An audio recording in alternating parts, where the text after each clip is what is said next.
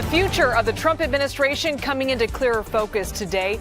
These 16 people have been tapped to join Trump's cabinet since he won the election last week. Now, they all need to be confirmed by the Republican-controlled Senate before then being sworn into their new roles.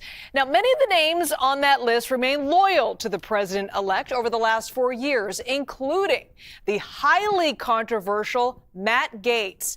Trump sent shockwaves through Congress by naming the former Florida congressman as his pick for attorney general. Several lawmakers now speaking out about that pick. Earlier today, Senator Lindsey Graham stood by Trump's decision. I think he's very smart. Time will tell. What would be Do you see the him as a serious implication? candidate? What would be the implications of him as top justice? And I think in the liberal world, it will be meltdown. But when you nominate some real liberal person, I vote for him. I'm great. When you nominate somebody like, well, he's not the brother of the president, but he's very close. The senator is supportive of Trump's pick. However, a lot of lawmakers are not. CBS News political correspondent Caitlin Huey-Burns joins us from West Palm Beach, Florida. Caitlin, are these nominations a message from Trump to Republicans that he expects the party to be united for his second term in office? Well, the former president is coming to Washington with unified control of government after the House of Representatives was called for Republicans yesterday. And he believes that he has a mandate not only to govern, but also to be able to pick the people around him that he wants in these cabinet positions.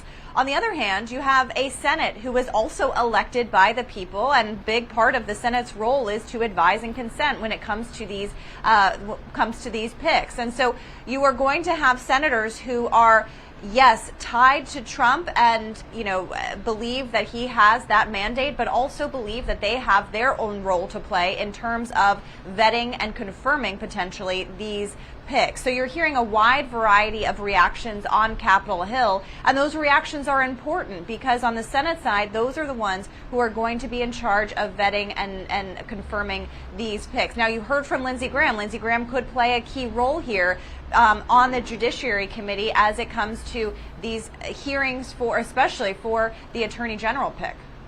Now, Caitlin, the House Ethics Committee now facing mounting pressure to release its report on the sexual assault and government obstruction allegations, among other things, against Matt Gaetz.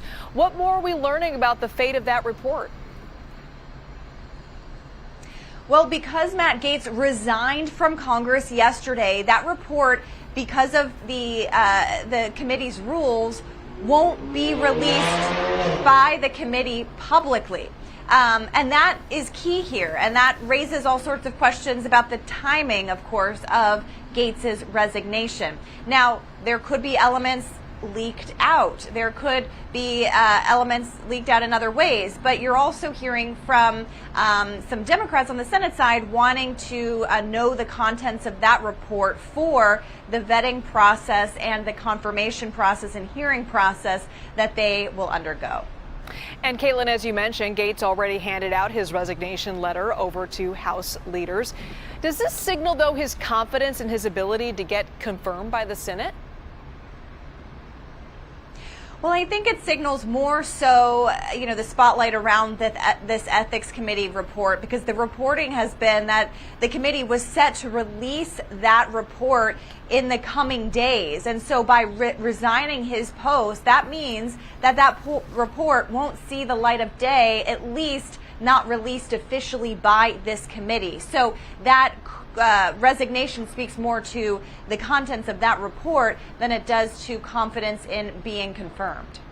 Caitlin Huey-Burns bringing us the very latest from West Palm Beach, Florida. Thanks so much, Caitlin.